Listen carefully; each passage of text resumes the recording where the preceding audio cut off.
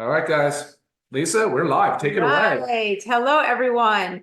Happy Monday. Super exciting one for us Yes. today, as today is also the launch of our Live Good Essential Oil Pack. It is now live on the website. So Long awaited. very, very, very exciting. Yes, definitely long waited because we were hoping to have it before the holidays, but we're here. So many of you have heard of and have also have a lot of experience and used essential oils. Essential oils are the concentrated oils of beneficial plants. Okay. Ryan's going to go deep into the science behind it. And then we're going to give you suggested uses, how to properly dose them, in what form you're using, and I guess a little bit more of our personal experience with essential oils as well. Yeah, I think you're probably right, Lisa. We'll break it into two areas, right? One will say like sort of the science side of essential oils, and the second thing is the utility and how to use them, how to get the most out of them. I feel like similar to what Nauder sometimes says, I feel like I've sort of had ignorance on fire because you've been using essential oils around our family for as long as I can remember. And I've paid no attention to it. The only thing I will do is add a little bit of a breathe to my wrist before I go to sleep. But otherwise, I do see you diffusing throughout the house. But I've never really paid a lot of mind to it until recently, until Right. Live Good decided to launch. And it honestly became such an eye-opening learning curve for me, and so much fun and so much science, because wow, there is a lot of validity to the use of essential oils. I mean, we're talking, I don't know, 3 millennia, 3,000 plus years or more that I guess essential oils have been being isolated from plants. I think they even said they opened up King Tut's tomb and they had the aroma of lavender, but they did find some essential oils. Yeah, it's kind of crazy. But I mean, we know that plants are medicine, right? I mean, we know that steroids and hormones and chemotherapeutic agents and pain relievers are derived out of plants. So we've known that forever. We know that food is medicine. Lisa and I will talk about that very often. And a lot of it has to do with the plants and the phytoactive compounds, the bioactive compounds that are in plants. I mean, there's so many of them. When it comes to essential oils, we're really talking about terpenes. There's that word, Lisa, terpenes. Terpenes are the primary constituent of the essential oil. There's like 30,000 different terpene compounds, but that's basically what gives it the aroma, the essence. And that's why they call them essential oils. It doesn't mean it's essential the same way amino acids are essential, where the body doesn't make them. You have to get them exogenously from your diet. No, essential in this case had to do just more to do with the essence of the plant, the aroma.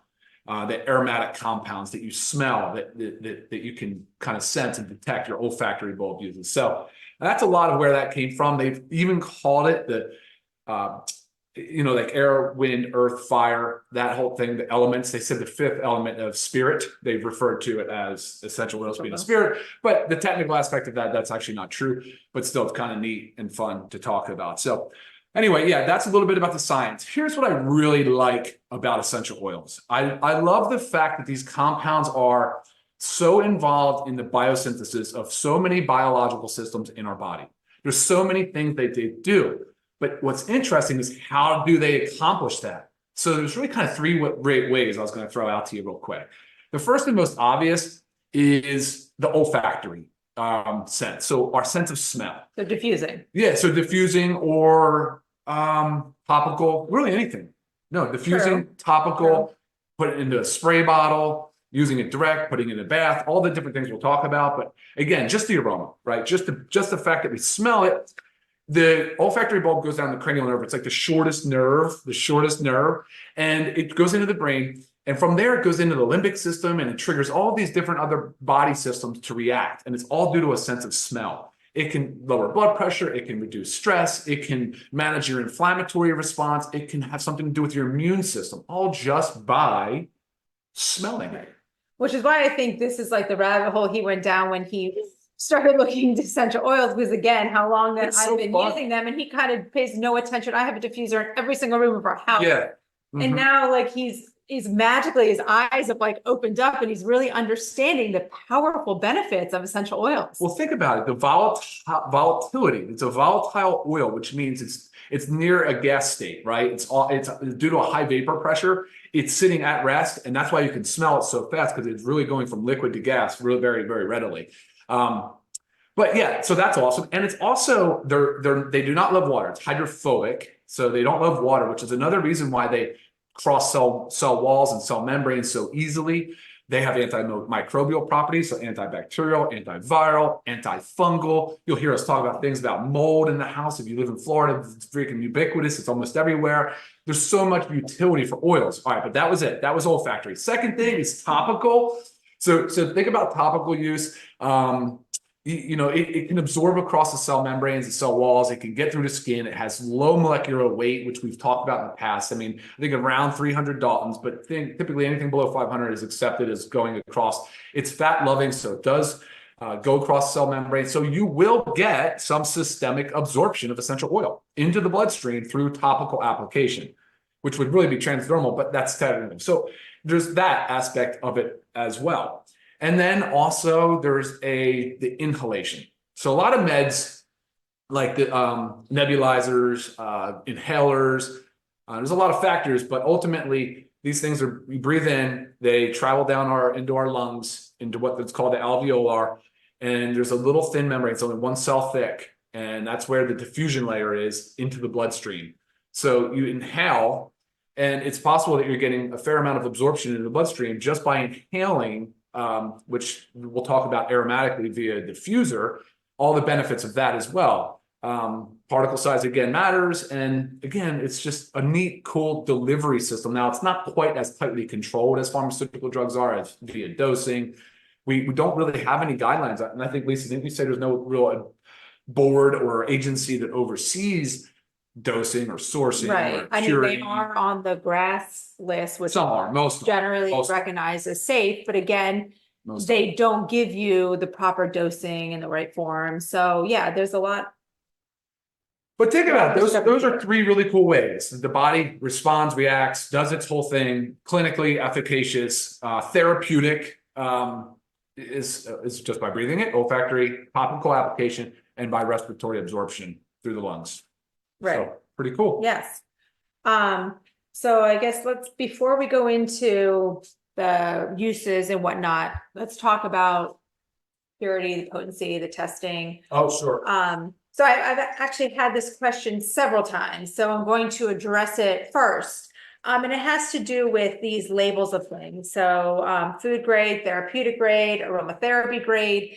And it's because of the way essential oils are regulated, there is no like legal term, or not regulated. There's no like real legal term called therapeutic grade or food grade. Okay. A lot of these, and yet we call it therapeutic grade. yes, but that's fine. Right. That's fine. There's no real recognized definition, but you have to understand this, that any pure, undiluted, unadulterated essential oil is naturally therapeutic or aromatherapy grade. That's the whole point of using that. Right. So while it's not like a label like a USDA organic, it still defines what it's used for. And it really has to do with the purity and potency. So going to that, knowing that anybody can put that on their label, anybody can advertise that, anybody can market it like that, you really have to do your own due diligence and find out how things are properly tested. Yeah. You need to understand that, because I mean, essential oils are everywhere. You can walk into any store and find an essential oil with some cool label and it looks great. They are not created equal. They probably won't give you the proper testing. They don't probably have that information, the way they source them. It's not direct from the source to the bottle. So you have to know that. So you have to know your purity and your potency. And that's one thing it goes with anything that we have in Live Good. But it's one of the most important things for us. And that's why we love to give you all of the certificates of analysis, all the testing right there on our website. We don't want you to have to search for them, to ask for them. We want you to know everything. So Ryan will go into a little bit of how we sourced and how pure and potent ours are. And you're spot on to say, I mean, counterfeiting and adulteration is dishonest. It's a breach of morals, and ultimately it's unsafe for the consumer. Speaking of real quick, unsafe, if you've ever heard about people having adverse reactions to essential oils, a lot of times it is those synthetic ones, those adulterated ones, because they have other additives in them that are actually can be toxic to you. They can be endocrine disruptors, just lots of things. So you may have heard that so-and-so had an adverse reaction, and it's probably something that's not pure. Yeah, I think dishonest marketing is a big reason for it. Obviously, there's a significant cost with sourcing ethically sourced, pure, undiluted essential oil, and that's exactly what we have here at LiveGood is the pure, undiluted essential oils. Testing is interesting. I did spend a lot of effort and time in that department. Wanted to make sure. So, if for those of you that have followed along, before we were trying to launch, we had a snag because we failed some testing. And in that example, it failed the ISO spec in Australia. Our tea tree failed the ISO spec from Australia, which is where we source the tea tree leaves from. It was shown as a Chinese tea tree, which it's a common maneuver or tactic for some of these unscrupulous brands. And then the other one was our peppermint was a dementholized. It looked like corn mint, had this weird funky characteristics to it, so we had to fail that one as well. So when you have a chance on the website now, are the certificates of it, they're not COAs, they're testing. And the testing, there's only like really two main people that are capable of testing and getting extremely detailed into it to ensure that we don't have any contaminants. And when you go through, you'll see the test, and you'll see the word terpene again show up a lot of different places, but you'll definitely see what's in every single oil. So super important. Very proud of that. And I think from a consumer perspective, that's what you guys want to see. And that's right. So a lot of times deserve. when also asked the questions, how do we compare to, and we always, the top brands that, we have doTERRA, Young Living.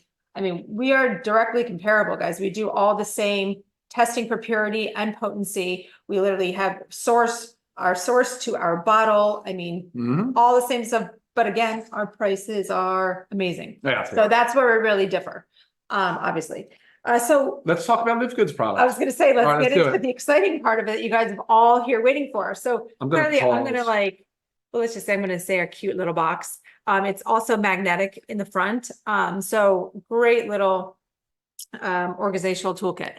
Okay, so we do have, I'll just go through our blends, excuse me. And these are all 15 milliliters. Okay, I get that question often too. These are all 15 mLs. We have our immunity blend. Ryan, what's in the immunity blend? Name 5. Yeah, so clove, cinnamon, orange, eucalyptus, and rosemary. Amazing. Lemon, tea tree, peppermint, which is crooked in there, lavender, and frankincense. So all of these, what is it? Member price? Member price, crazy, $49.95. Oh wow, yeah. All right, $49.95 for. I'm going to pull it up on the website because we just launched it, and I'll give you the non-member price as well. Okay, so going through our oils, do you want to go through? Well, let's talk about you kind of talked about the uses, right? So let's just say, the different ways. Yeah, different ways to use. Okay. There are 3 different ways to use, but 2 of them are the ones that we're really going to talk about, because the third one, we really advise you to be working with like a well-versed, know what you're doing. Yes. Yeah. You either be well-versed or working with someone that's well-versed in essential oils that, but for most part, it's the aromatherapy part. Okay. You put it in your diffuser. Easy enough, adding 5 to 10 drops of your essential oil into the diffuser, and it diffuses into your home. Now, I have many different sizes of diffusers. Like one of mine is very big. So I'm obviously going to add, personally, I'm going to add 15 drops to that because it carries a lot more water. So you also just make your discretion based on the size of your diffuser. We will have a diffuser. Yes. We don't have one now. So for those that you are looking, look for something that it doesn't have to be huge, 100 ml. Most of them are made of plastic, but if you're going to choose plastic, make sure it's BPA free plastic. A timer is helpful so that it automatically shuts off. I'm trying to think, is there anything else? They make some with reeds in them, which is fine. You don't have to plug them in or anything, but what happens is you have to change the reed often. Yeah. So once it kind of absorbs all that oil and goes out, it doesn't last all that long. So definitely one that you need to plug in. But again, we're going to have one. Yep. We're going to have one. Another way, as Ryan spoke about, is spraying.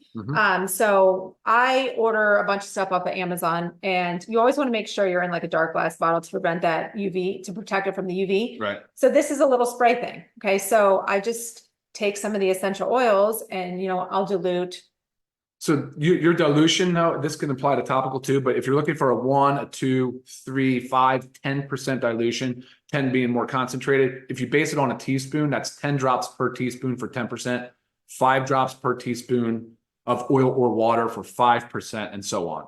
Okay. I hope that helps you. Yeah, so filling into a spray bottle, spray in the room, great for the lavender. And I will say too, there's easy ways to get it in. I have some of the stuff that you buy on Amazon comes like a little plunger that literally will just help you draw all the oil out in a mini funnel. You can put it all right in. I mean, they come as kits. So just another way that you could use it, aromatherapy wise. And then topically. And then topically. Right. So this is also where it really comes into play how Ryan was talking about the dilution. I know you can use it both ways, but topically, you do want to be careful with essential oils because especially some of them are like almost termed like hot essential oils. Like I'm just going to give an example. We don't have it here, but oregano. Like if you were to put oregano on your skin, it could actually burn you. So you want to be careful with that. And also everybody's skin and areas are different. Sure. So to help prevent any irritation, you want to use a carrier oil. So when Ryan was talking about the dilute to like a teaspoon, that's a teaspoon of the carrier oil. Fractionated coconut oil is my favorite, but you can also use jojoba oil, olive oil, almond oil, other things that are also super hydrating for your skin. You get dual benefit there. And I think some oils do better in different carrier oils. Okay. Or I mean, I think, yes. So some essentials should be used. Like I think tea tree should be in jojoba, but like, again, there's a lot of personal preference. There's some science behind it too. So we are not aromatherapists. So we're not really well educated in that, but we've definitely used the oils a lot. And as you can tell, we're becoming very passionate about it and making sure that we're doing it in a safe and safe and effective way. Safe and effective. And so here's another one you can get. It's a roller. So the rolling head pops out. That's awesome. Yeah, and you can make it. So this is a great one. I'm just going to use lavender, for example, for before bed. So you make your little lavender roller, you put the fractionated coconut oil or whatever carrier oil you're going to use. Right. And then we'll give you some tips of where you can rub it, rubbing it, on your wrist or whatnot. Or just again, smelling it. So another way, yes, topically. And I guess while we're talking about topically, I'll just tell you some good placement spots. The wrist, behind the neck, behind the ears, the navel. I also like temples. I also like on the inside of the feet.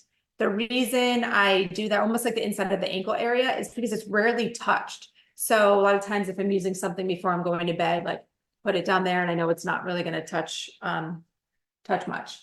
And then what I was talking about is the third one is orally. But again, this should only be used orally, only some of them as well. If you have experience with essential oils, or if you're working with someone that's well versed in essential oils, or you follow a certified oil therapist that gives the proper dosing of it. And I think the same thing that goes, I'm just going to throw it out there now because I get the question already with the kids and pets.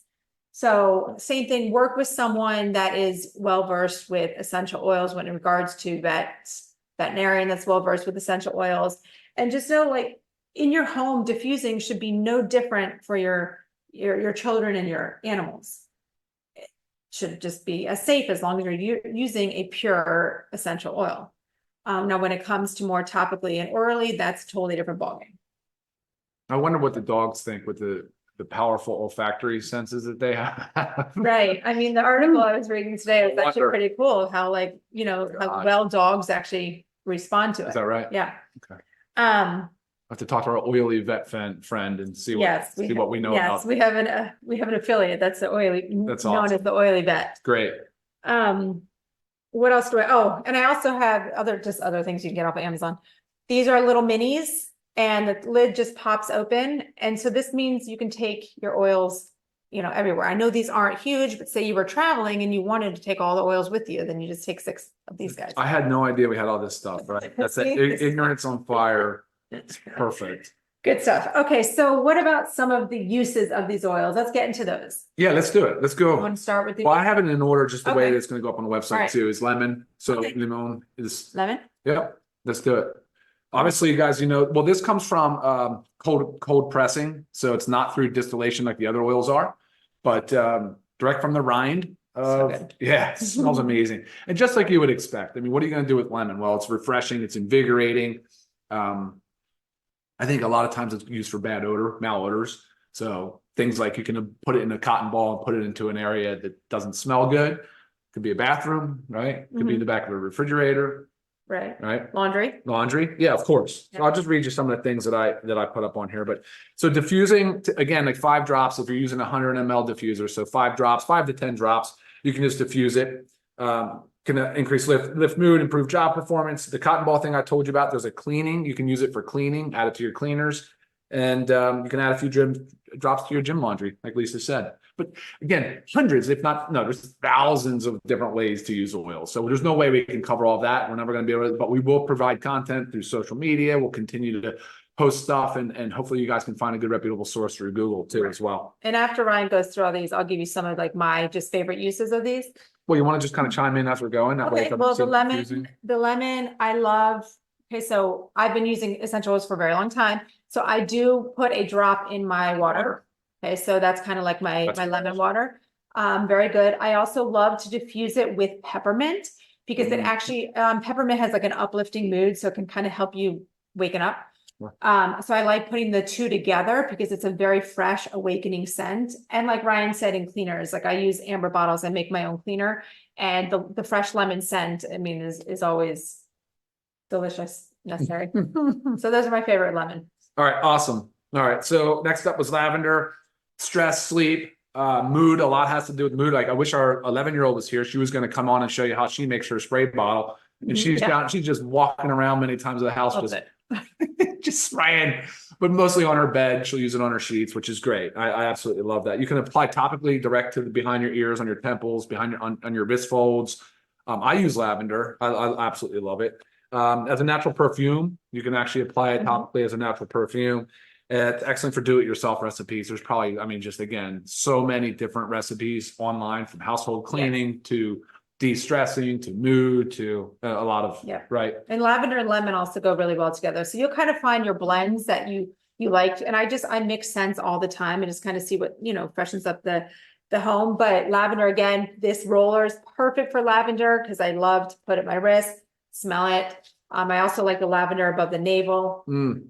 Just really good placements. And like Ryan said, sleep, that's my preferred use for it.